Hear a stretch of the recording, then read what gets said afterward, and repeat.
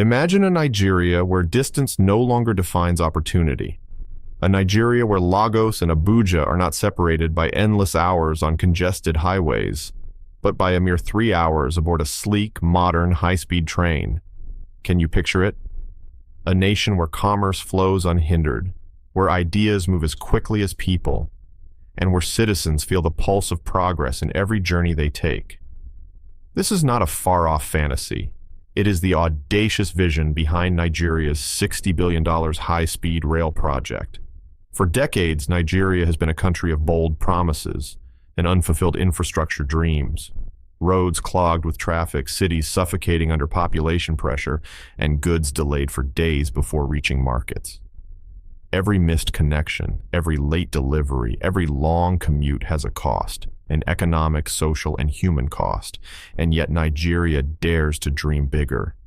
The government, backed by international partners like China Liansai Petroleum Investment Holdings and financial institutions such as the Asian Development Investment Bank, is attempting something that could redefine the nation's future.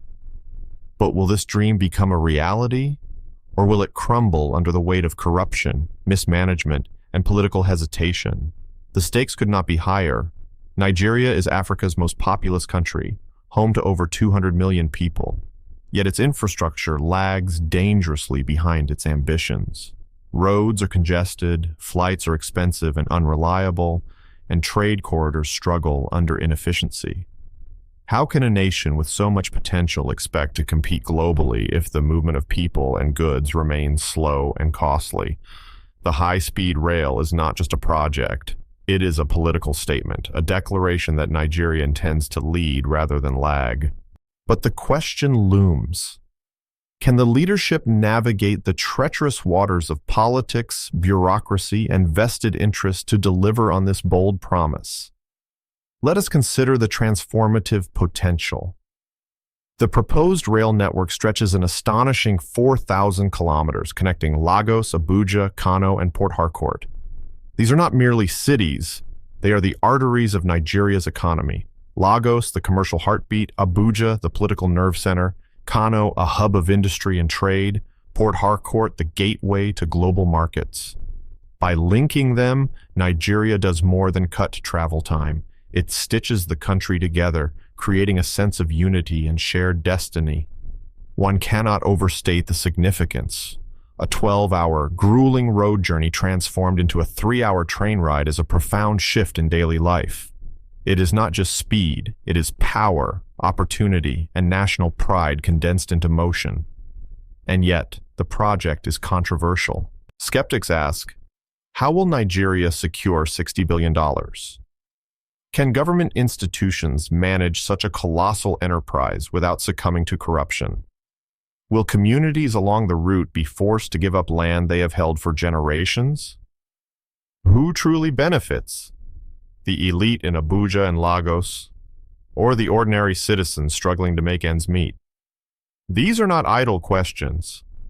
They are the very questions that define the political reality of this nation. Every announcement, every groundbreaking ceremony, every press release is met with scrutiny, because history has shown that grand plans can fail spectacularly. But there is reason for cautious optimism. About 90% of government approvals are reportedly in place, and the first phase of funding has been secured. Diesel Nigeria Limited, leading the project, has demonstrated the political will to push forward. Yet, political will is only part of the equation. Implementation requires unwavering vigilance, transparency, and public accountability. Otherwise, a project of this magnitude risks becoming yet another symbol of ambition unrealized. The high-speed rail is more than a transportation project. It is a mirror of Nigeria itself. It reflects the nation's contradictions: immense potential and structural inefficiency, visionary leadership and bureaucratic inertia, natural wealth and social inequality. Every decision on this rail, from routing to financing to energy sources, carries political weight. For instance, the choice to power the trains with Nigeria's abundant natural gas is not merely technical, it is a political declaration of energy independence, a statement that Nigeria can leverage its resources to fuel its own future rather than remain dependent on unstable grids or imported energy. The emotional stakes are just as high. Imagine families traveling safely and quickly to see loved ones, entrepreneurs moving goods across the country in record time, and students accessing educational opportunities that were once out of reach due to distance. This project, if executed correctly, will reshape the social fabric of the nation. But it could also inflame resentment if mismanaged, if promises are broken, or if benefits appear skewed toward certain regions or social classes. Here lies the political tightrope. Success must be national and visible. Failure could ignite anger, distrust, and cynicism. And then there is the question of leadership. Can President Bolola Tinubu's administration navigate not only the technical and financial challenges, but also the minefield of public expectation and political rivalry? Every minister, every senator, every agency involved is under scrutiny. Senator George Akum, secretary to the government, has promised rigorous checks on funding. But will these measures be enough to prevent mismanagement in a project where billions of dollars are at stake? In a country where public skepticism runs deep, leadership is not only tested by vision, but also by trust. Let us not forget the continental stakes. Nigeria is positioning itself against Morocco, which successfully launched Africa's first high-speed rail, and Egypt, which is building its own modern network. Can Nigeria rise to the challenge and claim the mantle of African infrastructure leader? Or will it fall behind, once again, a nation of promises and partial achievements? Every decision, every delay, every milestone in this project will be scrutinized by citizens and by the international community alike. The eyes of Africa are watching, and history will judge. In short, the $60 billion bullet train is not simply a piece of infrastructure. It is a political, economic, and social experiment rolled into steel and speed. It asks hard questions. Can Nigeria overcome entrenched inefficiency? Can it harness its resources responsibly? Can leadership rise above political expediency to deliver tangible nationwide benefits? And perhaps most importantly, will Nigerians, after decades of promises, finally experience the kind of transformative progress that many other nations take for granted? This is where ambition meets reality, where hope meets scrutiny, and where the future of a continent's largest nation hangs in the balance. The dream is audacious, the stakes monumental, and the outcome uncertain. But one thing is clear. The story of Nigeria's high-speed rail is no longer a distant vision. It is a political battlefield, a test of governance, and an emotional journey for millions who long to see their country succeed. Nigeria is not simply building a railway, it is redefining the very arteries of its nationhood. The high-speed rail project spans an extraordinary 4,000 kilometers, linking Lagos, Abuja, Kano, and Port Harcourt. Each city tells a story of Nigeria's ambition and its potential. Lagos, a pulsating commercial capital often overwhelmed by traffic and congestion, will finally experience connectivity that matches its economic power. Abuja, the political heart, will become accessible in a fraction of the time it once took to traverse by road. Kano, a center of trade and industry, will be plugged directly into the national economy. And Port Harcourt, with its vital access to international markets, will serve as a conduit for goods to flow swiftly and efficiently. Ask yourself, what does it mean for a nation when the regions that once felt distant and disconnected suddenly feel within reach? It is not merely convenience, it is power, opportunity, and national unity manifest in motion. It signals that Nigeria is ready to move beyond fragmentation and inefficiency toward a future where progress is tangible, visible, and measured not in promises, but in hours saved and opportunities gained. The scale of this project is staggering, and so is its ambition. Led by Desato Nigeria Limited, with backing from China Liansai Petroleum Investment Holdings Limited, this is not a local experiment. It is a statement to the world. Nigeria intends to compete, to lead, to set a standard for Africa's future. Yet such ambition invites scrutiny. How will governance structures cope with this magnitude? Can Nigeria safeguard billions in public and private funds against corruption, delays, or mismanagement? The answers are not yet clear, but the stakes are too high to ignore. At the core of this audacious vision lies a bold technical choice: powering the trains with Nigeria's abundant natural gas. This is more than a technical decision, it is a political declaration.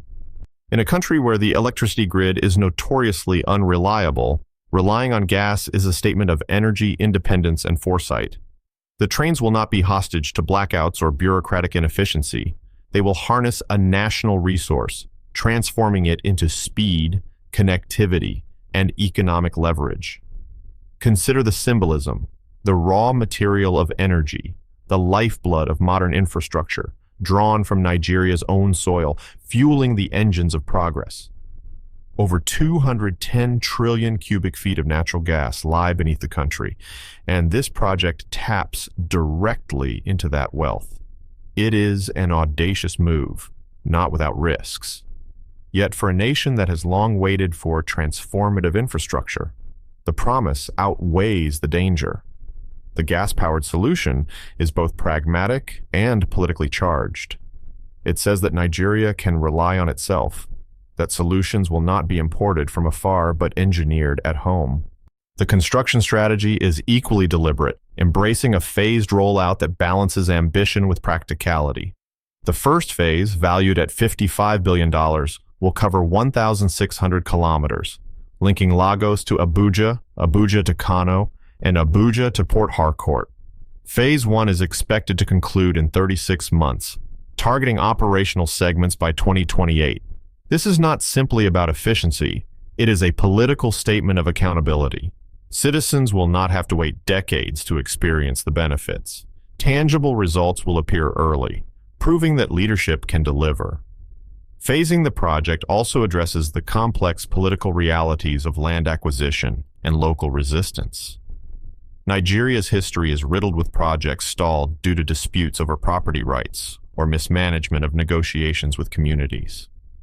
By focusing first on the most critical corridors, the project team demonstrates pragmatism, ensuring that successes can be showcased, lessons can be learned, and momentum maintained. Every kilometer completed will carry political weight, proving that large-scale national projects are not impossible. Imagine stepping onto a gleaming train in Lagos, watching the cityscape blur into countryside, and arriving in Abuja in a fraction of the time it once took. The journey is fast, yes, but it is also symbolic, an emotional experience reflecting the country's potential. For many Nigerians, it is proof that their nation can transcend its historical limitations, that leadership can act decisively, and that investment in infrastructure is not a distant dream, but a reality that will touch daily lives. Yet, even as progress begins, the project is rife with questions that stir debate across the political spectrum. Who truly benefits from this massive investment? Will rural communities along the route see any improvement in quality of life, or will gains be concentrated in major urban hubs? How will government oversight ensure that funds are used responsibly, particularly in a nation where infrastructure projects have historically been plagued by inefficiency and corruption? These questions are not mere academic exercises. They will define the political legitimacy of this venture. The high-speed rail is also an instrument of economic strategy. Faster passenger travel reduces delays, increases productivity, and expands markets. Freight integration will lower costs, making Nigerian products more competitive internationally. These economic impacts are political as much as they are financial. By streamlining trade and enhancing mobility, Nigeria strengthens its position as Africa's largest economy, signaling to investors, partners, and neighboring nations that it is serious about leadership and modernization. Moreover, the project's phased design ensures that risks are managed, not ignored. Construction, logistics, and energy supply will be tested on manageable segments before scaling nationwide. This phased approach is a lesson in disciplined governance, a safeguard against political overreach, and the potential pitfalls of mismanaged ambition. If Phase 1 succeeds, it will not only deliver practical benefits, but will serve as proof that Nigeria can execute large-scale national projects, building confidence both domestically and internationally. In short, the grand plan, its technical brilliance, and the phased construction strategy together form a political narrative of transformation. This is Nigeria declaring that it will no longer accept inefficiency as destiny, that the dreams of billions are valid, and that strategic, audacious investments can reshape society. It is a story of courage and risk, of politics and progress intertwined, and of a nation daring to reach for greatness in a world that often doubts its capacity. The question of money, $60 billion, cannot be ignored. For a nation long plagued by mismanaged projects and empty promises, securing the funds for a high-speed rail is both a triumph and a test of political will. Phase 1, costing $55 billion, has reportedly been guaranteed through the Asian Development Investment Bank, a major international institution with ties to China. But let us ask, will these funds truly be used to build a future for all Nigerians, or will they become another statistic of squandered opportunity? Politics and finance are inseparable in a project of this scale. The Nigerian government insists on rigorous oversight. Senator George Akam, Secretary to the government, has declared that every dollar will be scrutinized. But history raises hard questions. Can a nation with a long track record of corruption and bureaucratic inertia ensure that billions of dollars do not slip into the shadows? Can leadership resist the pressures of vested interests, regional favoritism, and political expediency long enough to see this vision through? The stakes are immense. This is not just a financial undertaking. It is a statement about Nigeria's credibility on the global stage. By securing international funding and partnerships, the country signals to investors and allies that it is capable, decisive, and ambitious. Yet, ambition alone cannot guarantee results. Will political rivalries, internal conflicts, or mismanagement undermine the project before the first train ever leaves the station? Citizens are watching, and every decision, delay, or scandal will carry weight not only economically but emotionally and politically. The partnership with China Liansai Petroleum Investment Holdings Limited further amplifies the stakes. Some critics argue that foreign involvement risks compromising national interests. Will Nigeria retain control over this strategic infrastructure, or will external powers wield disproportionate influence over its economic lifelines? These are not hypothetical questions. They strike at the heart of sovereignty and trust, raising debates about the balance between collaboration and independence. Meanwhile, on the African stage, Nigeria is asserting itself with audacious intent. Morocco built the continent's first bullet train, linking Casablanca and Tangier. Egypt is constructing a modern high-speed network. Can Nigeria rise above the achievements of its peers to become the continent's infrastructure leader? Or will it stumble, its colossal vision reduced to a cautionary tale of ambition without execution? The question is both political and symbolic. Africa is watching, and so too is the world. The emotional resonance of this project cannot be overstated. Nigerians yearn for progress, tangible, visible, life-changing progress. Every hour saved on a train journey is more than convenience. It is time for families, education, and work. Every shipment delivered efficiently from Port Harcourt to Kano or Lagos is more than logistics. It is a statement that Nigeria can compete globally. But if mismanagement or corruption taints the project, will citizens feel betrayed once again? Will decades of frustration and mistrust resurface, undermining not only the rail, but the credibility of governance itself? The high-speed rail is therefore not merely infrastructure. It is a political and emotional battleground. Success signals competence, vision, and leadership. Failure risks cynicism, political backlash, and the loss of public trust. This duality heightens the stakes. Every minister, every contractor, every bureaucrat involved is under scrutiny. Citizens are asking, Can leadership deliver what has been promised for generations? Or will this dream join the long list of Nigeria's unfinished projects? Moreover, the rail's significance extends beyond national borders. It is a statement to Africa and the world. Nigeria is ready to lead in connectivity, trade, and modern infrastructure. Faster, reliable travel and efficient freight corridors will reshape commerce, foster regional integration, and attract foreign investment. But this global ambition provokes political questions. Can a nation simultaneously manage domestic expectations and assert continental leadership?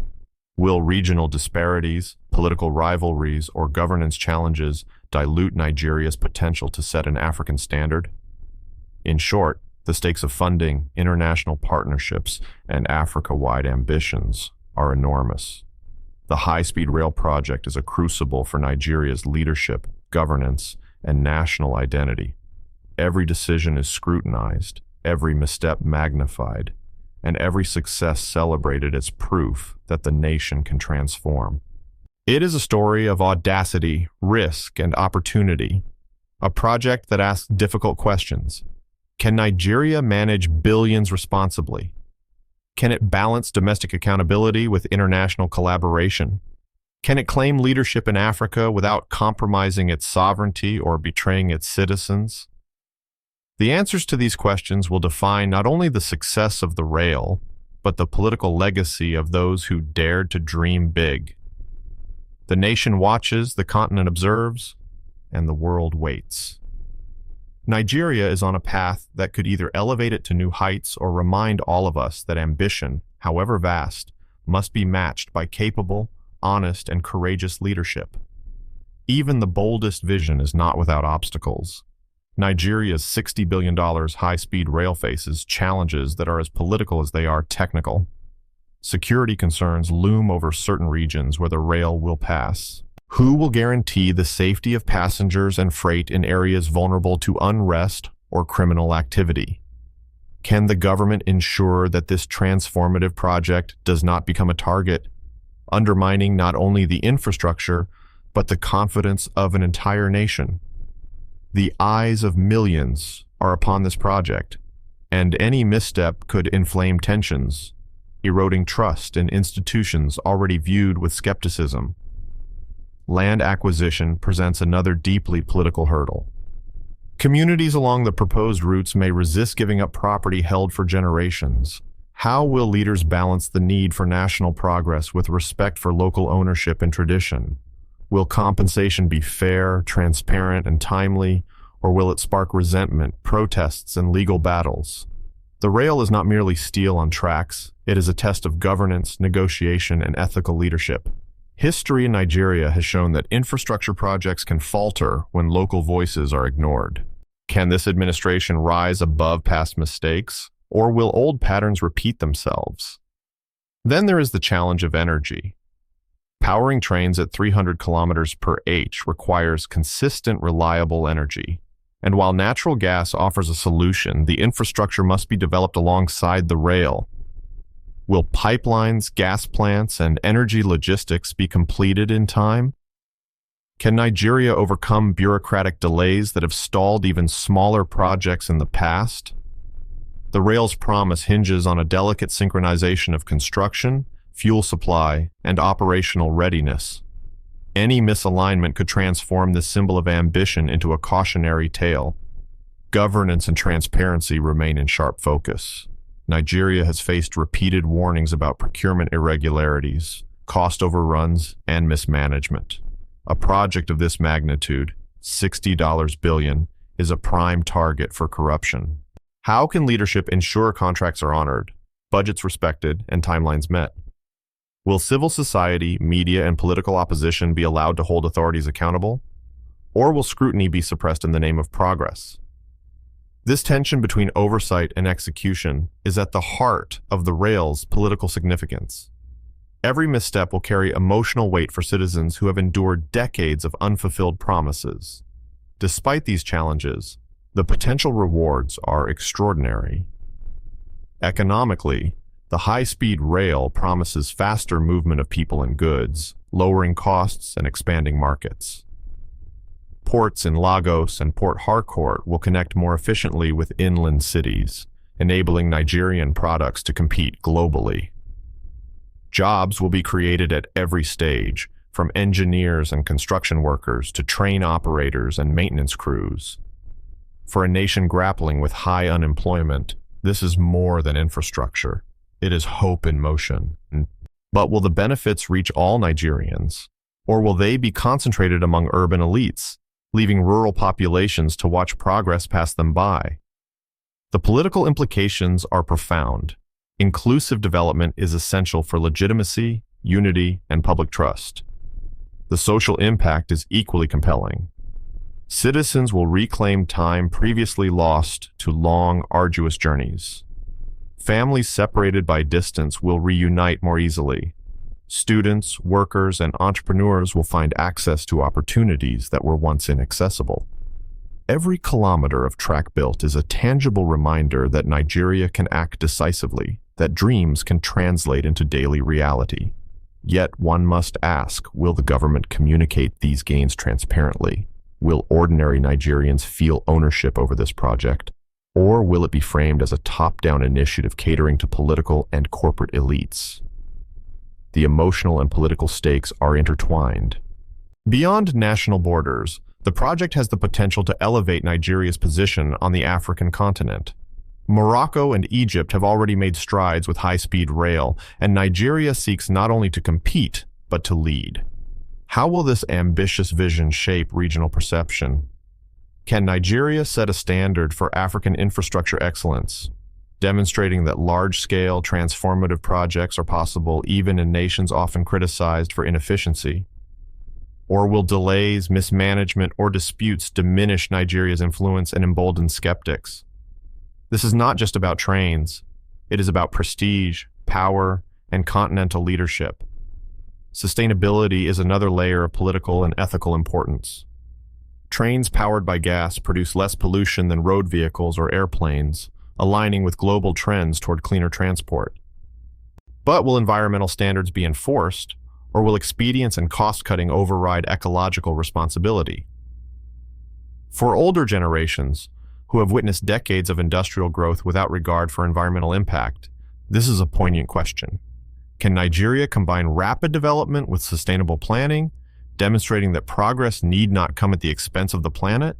The project also holds a symbolic role in nation building. Nigeria is a diverse, populous country, often divided along ethnic, religious, and regional lines. The high-speed rail physically connects distant regions, creating a shared experience of mobility, opportunity, and access. But symbols are fragile. Will the rail unite citizens, or will uneven benefits exacerbate existing inequalities? Will this infrastructure be a source of national pride or a reminder of who is left behind? The political narrative will be crafted not only by what is built, but by how benefits are distributed and perceived. As groundbreaking nears, the stakes crystallize. Political leaders like President Bolola Tinubu, Transport Minister Sidu Alkali, and State Minister for Petroleum Resources Epirik Pipo see the project as a cornerstone of broader economic reform. Yet they cannot ignore the scrutiny of citizens who have grown skeptical over decades of unfulfilled promises. Every milestone achieved will be celebrated, yes, but every delay, dispute, or misstep will be magnified in public discourse. How will leaders navigate this high-pressure environment? Can they turn vision into reality without alienating the very people they seek to serve? Ultimately, Nigeria's $60 billion bullet train is more than infrastructure. It is a test of leadership, a measure of governance, and a gauge of national ambition. It asks difficult questions. Can Nigeria manage a project of unprecedented scale with integrity and efficiency? Can it leverage natural resources to fuel progress while ensuring inclusivity? Can political, social, and economic challenges be navigated simultaneously to deliver tangible benefits to millions? And perhaps most profoundly, will Nigerians, after decades of waiting, finally experience a transformation that validates their hopes and fuels their pride? This is the journey of a nation on the edge of history. Every decision, every kilometer of track, every train that departs will carry the weight of expectation. Success could redefine Nigeria's trajectory for decades. Failure could reinforce cynicism and distrust. For older generations who have lived through years of false starts and broken promises, the stakes are intensely personal. They remember what it means to wait, to hope, and to be let down. And yet, they also recognize the thrill of possibility, the chance that a single bold project could demonstrate that Nigeria is capable of greatness. The bullet train is, therefore, a symbol of audacity, resilience, and political courage. It challenges leaders to rise above politics as usual, to deliver not for themselves but for the nation. It challenges citizens to engage, to question, and to demand accountability. It challenges the continent to recognize that Africa's largest economy can set a standard for vision, execution, and progress. In the end, the rails that will carry trains at 300 kilometers per h also carry the weight of dreams, expectations, and history itself. Will Nigeria succeed in turning steel and gas into hope and progress? Or will this audacious vision become another cautionary tale in a land of extraordinary potential and frequent disappointment? Only time and leadership and courage and the vigilance of its people will tell. But one truth is undeniable. Nigeria is on the move, and the world is watching.